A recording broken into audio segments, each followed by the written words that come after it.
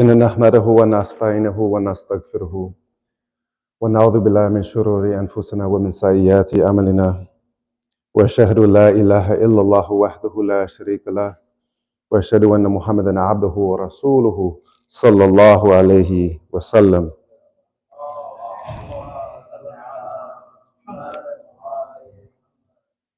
يا أيها الذين آمنوا اتقوا الله حق تقاته ولا تموتن إلا وأنتم مسلمون. يا أيها الذين آمنوا اتقوا الله وقولوا قولا سديدا يصلح لكم أعمالكم ويغفر لكم ذنوبكم وما يطع الله ورسوله فقد فاز فوزا عظيما.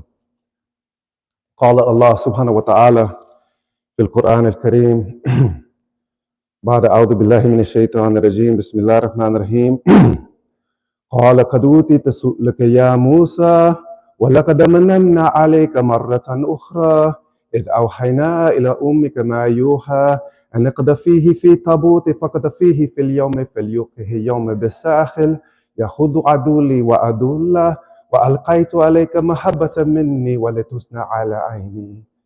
صدق الله العظيم. وقال الله سبحانه وتعالى في القرآن الكريم في سورة يوسف وكذلك يجتبيك ربك ويعلمك من تأويل الحديث ويتم نعمته عليك وعلى آل يعقوب كما أتمها على أبويك من قبل إبراهيم وإسحاق إن ربك عليم حكيم. Assalamu alaikum wa rahmatullahi, beloved brothers, sisters, and elders in Islam. I greet you with universal greetings of peace, mercy from God Most High, and sending blessings upon the best of creations, Khairul Baraya. Allahumma salli ala Sayyidina Muhammadin al-Fatihi lima ghuliq wal khatimi lima sabaq nasr al-haq bil-haq wal hadi ila siratik al-mustaqim wa ala alihi haqqa qadrihi wa miqdari al-azim. After sending blessings upon the best of creations and reciting two ayahs from the generous book of God, we begin our English discussion of today's khutbah. The two ayahs that we have used to begin, I'll translate them briefly in truncated form. The first came from Surah Taha, and it comes at the moment when Sayyidina Musa, alayhi afdal salatu wasalam, Moses, is in his conversation with Allah tabaraka wa ta'ala at the burning bush, okay? And Moses has just been given his mission. He is to go and take a message of liberation and freedom to the most powerful tyrant and oppressor on the face of the earth in his time, Fir'aun. So Moses, who is known as the God's confidant, usually the prophets, peace be upon them all, when they're given a command, they just obey. But Moses speaks back. When he's sent, he says, I'm afraid. I don't want to go. And God reassures him. So Moses has this back and forth conversation with Allah rather than just obeying. So when Moses is given this, he says, send my brother with me. Appoint for me a vizier from my family, my brother Aaron, that he might strengthen me in this affair so that we can remember you much and glorify you much. And that's when the ayah that I recited comes. Your request has been granted, O Moses, and I showed favor on you another time when I inspired in your mother what I inspired her. Cast the babe into a basket, cast the basket on a river. The river will cast him upon a bank where he will be delivered to an enemy, to him and to me, that I might bestow my love upon him and raise him under my eye. Subhanallah. The most fragile of creatures, an infant, newborn baby, put on the most powerful, the mightiest of rivers on the face of the earth, at least known to people in that hemisphere. The Amazon can give it a run, but the Nile River, the mightiest of rivers, fragile of vessels, a reed basket, with the most fragile of cargoes on the mightiest of rivers, headed to the mightiest of tyrants on the face of the earth. And what does God say that he's doing? Bestowing his love. The word mahabba love occurs exactly one time in the Quran in that form, mahabba, and it is in that verse. This is how God is going to show his love to Moses, by delivering him to the most dangerous person on the face of the earth in that time. Park that in your consciousness for a moment. Let's unpack the second of the two ayahs that I mentioned. Because the story of Moses in Surah Taha is the story of how the real children of Israel, not some of the fake ones, the real children of Israel were able to escape bondage, to liberate themselves, to gain freedom from oppression. And they came into Egypt in the time of Yusuf, alayhi salam, and Surah Yusuf is what I recited at the beginning. Now, Surah Yusuf, the ayah that I gave you, Joseph, peace be upon him, has just been thrown down a well by his brothers. His brothers plotted first to kill him. And one speaker in the group said, don't kill him. Throw him down a well or something. Maybe some travelers will take him away. And thank God that one at least spoke up, because otherwise they would have killed him. God says in the Quran that the inspiration, the revelation comes to Joseph when he's down in that well for the first time. The Mufassirin, the exegetes of the Quran, say he is 7 years old at that time. Down a well, all by himself, about to be sold into slavery after being kidnapped by his brothers and thrown down a well. His brothers lied to Sayyidina Yaqub, alayhi salam, the real Israel. Lied to a prophet of God, took a shirt, Joseph's shirt from him, ripped it off of him, stained it with fake blood, handed it to a prophet of God and lied to his face and said, your son has been eaten by a wolf. Then they threw him down a well where he was going to be sold into slavery. Eventually, his adoptive mother is going to make sexual advances towards him. He's going to be falsely imprisoned for a period of at least 7 years. And what does God say about this affair? وَكَذَلِكَ يَجْتَبِيكَ رَبُّكَ وَيُعَلِّمُكَ مِنْ تَأْوِيلِ الْحَدِيثِ. This is how your Lord is going to select you and choose you and perfect his favor upon you, the way that he perfected his favor upon your forefathers before you, Ibrahim wa Ishaq. This is how God perfects his favor? This is how God shows his love? Now we arrive at the point. I bring the gladdest of glad tidings in this khutbah. Meditate on these two ayahs, separated, the exegetes say, by 426 solar years. 426 solar years from the time that Joseph's bondage brings the children of Israel into Egypt, and the time that Moses brings them out. How long are we here in the United States of America, my people? Yes, 400 and something years. I feel like I know this story already. Maybe it's being told again. So I come with the gladdest of glad tidings, and in this masjid, laboring in a field that Imam al-Hussein cleared and watered with his blood, may Allah be well pleased with him and ennoble his face, I deliver the gladdest of glad tidings with these two ayahs of Quran. When God wants to raise the status of an individual or a people, he first delivers them directly into the hands of their enemies. Directly into the hands of their enemies.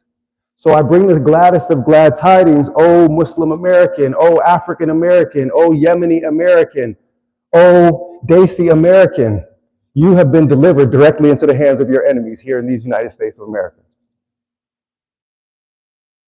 They are slaughtering our kinfolk wholesale, murdering them, and expecting us to choose them at the ballot box. The people of Pharaoh were washed away by a flood just for standing next to him. What will happen to a people that choose Pharaoh, that go into a voting booth and select him as their king? What will happen to a people that endorse genocide, that endorse mass murder, that endorse slaughter, and say, give me more.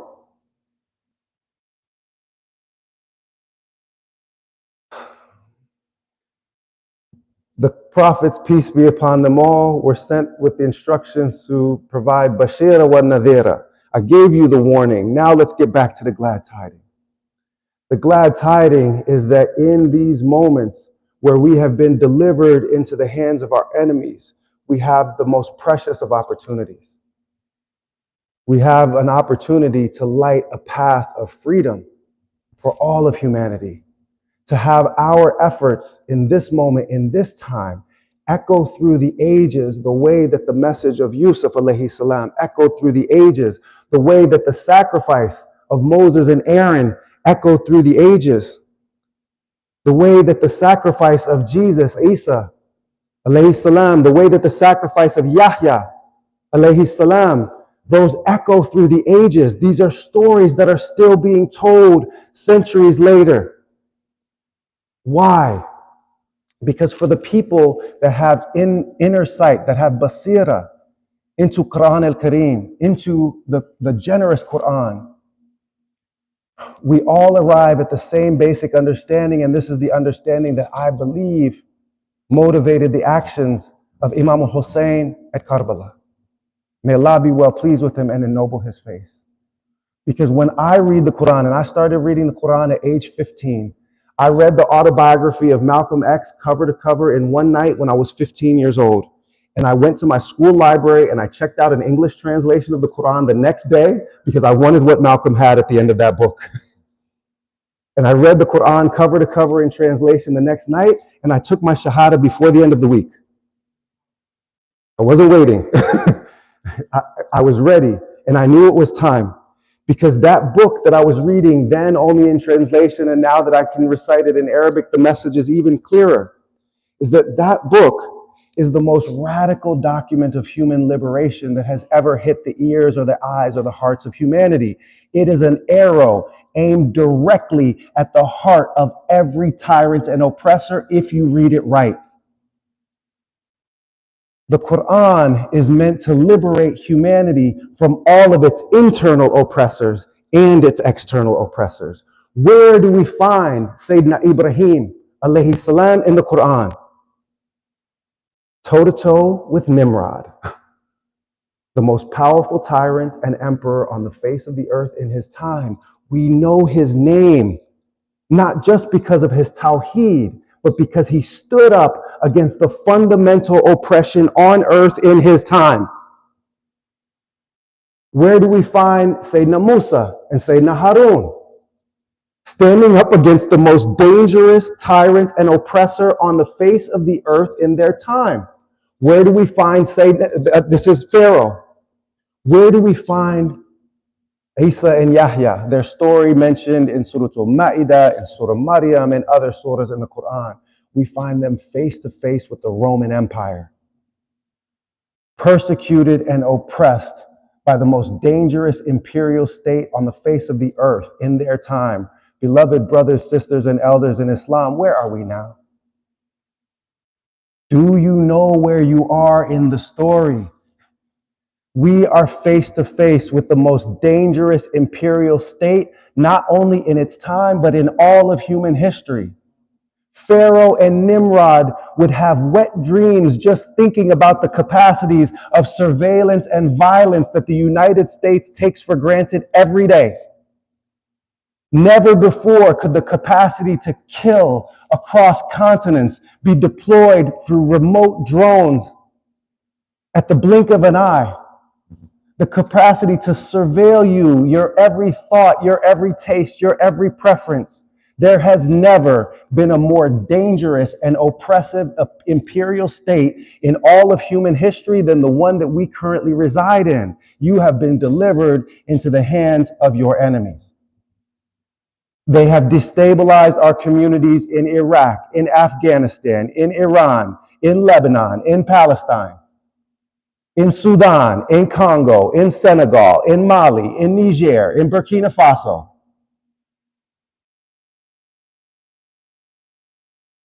Will you stand up against the oppressors in your time the way that our heroes stood up against the oppressors in their time? Or will you make a mockery of the book of God? Because no one will want to hear your dusty stories about how the companions and Ahlul Bayt stood up against oppression in their time if you will not stand against it in yours.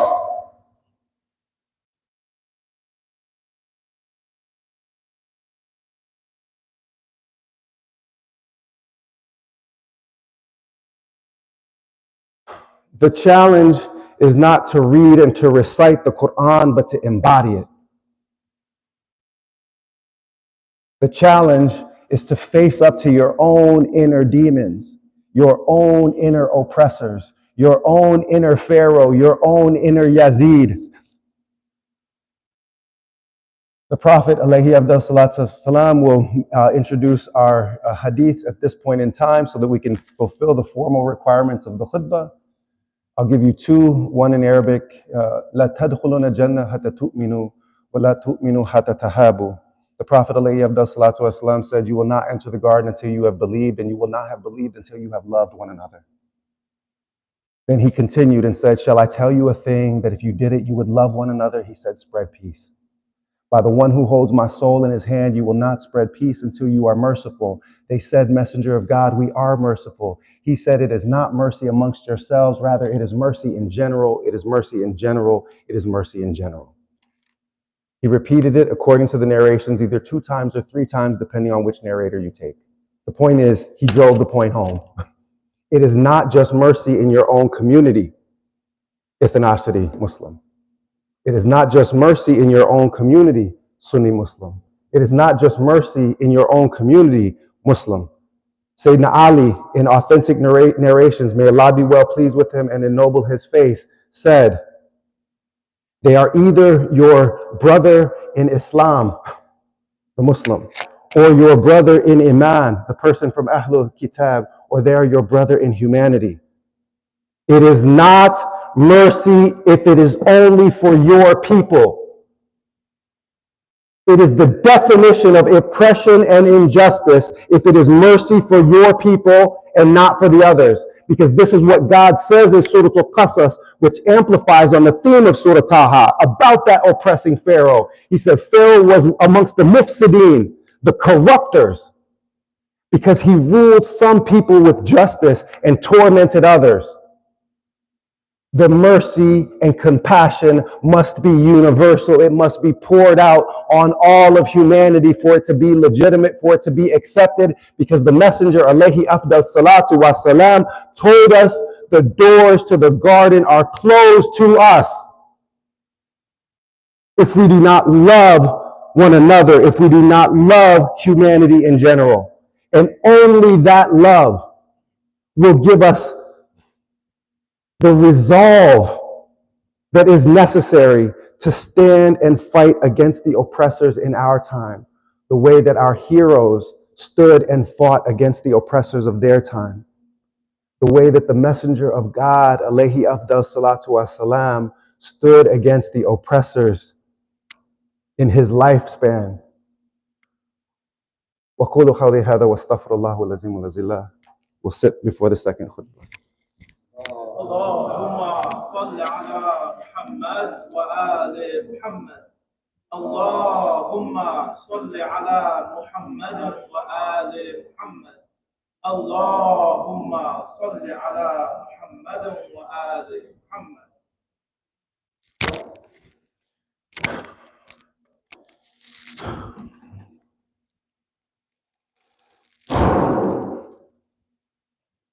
إن نحمده ونستعينه ونستغفره ونعوذ بالله من شرور أنفسنا ومن سيئات أعمالنا وأشهد أن لا إله إلا الله وحده لا شريك له وله الملك وله الحمد وهو على كل شيء قدير ولا حول ولا قوة إلا بالله العلي العظيم.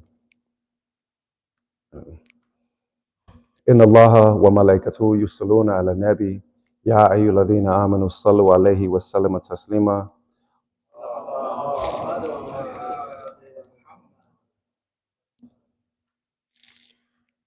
أما بعد,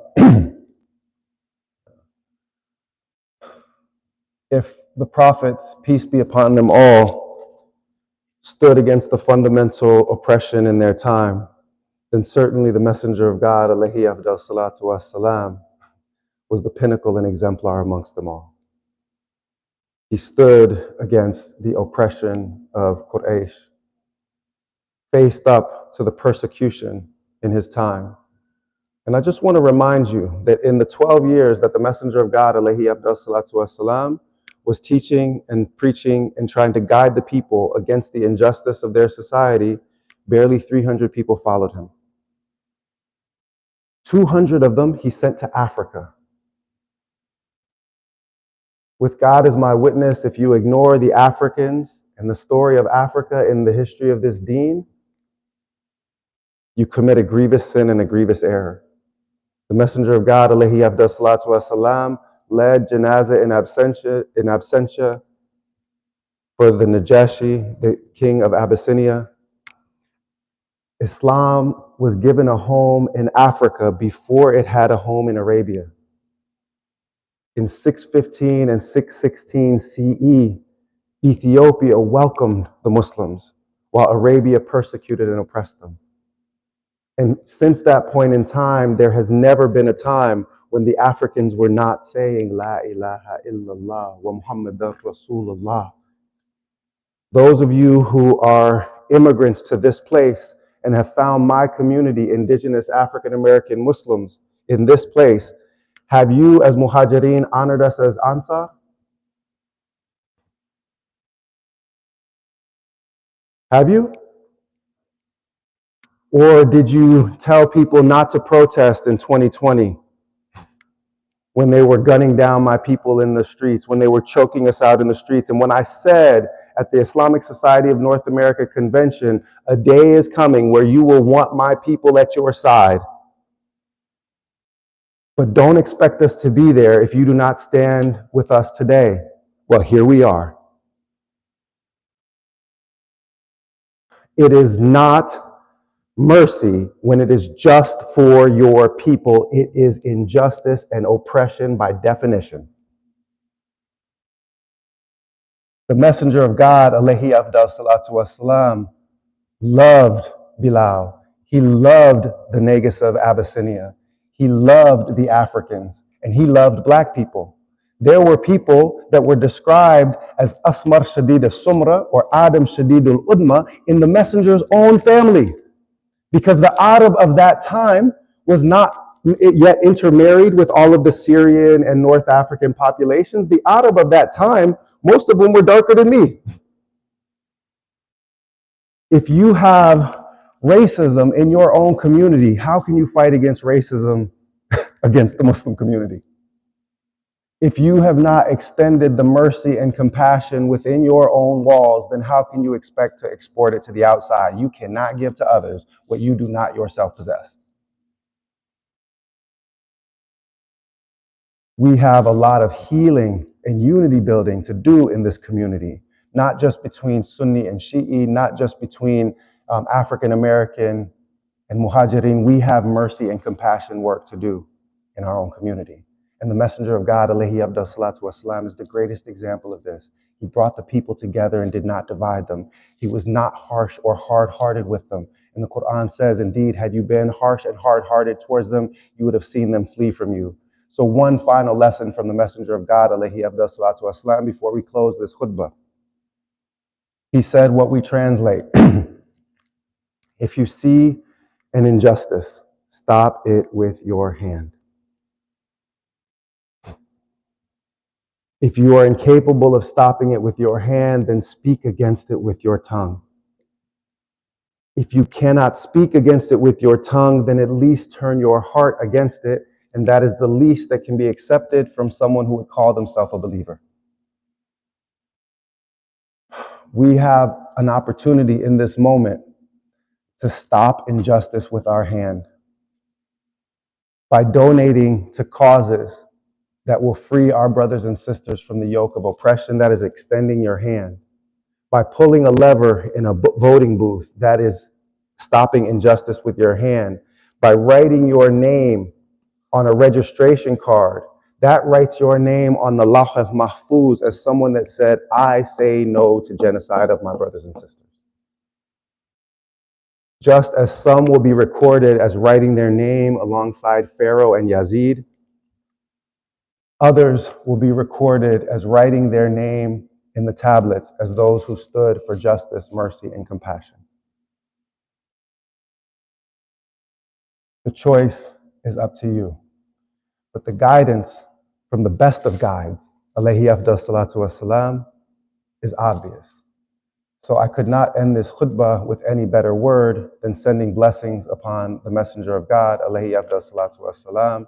Inna Allah wa malaikatu yusalluna ala nabi ya ayyuhalladhina amanu sallu alayhi wa sallimu taslima.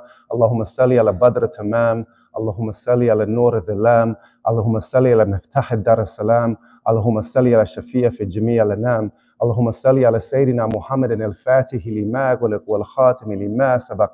ناصر الحق بالحق والهادي إلى صراطك المستقيم وعلى آله حق قدره ومقداره العظيم سبحان ربك رب العزة عما يصفون والسلام على المرسلين والحمد لله رب العالمين برحمتك يا أرحم الراحمين أقم الصلاة.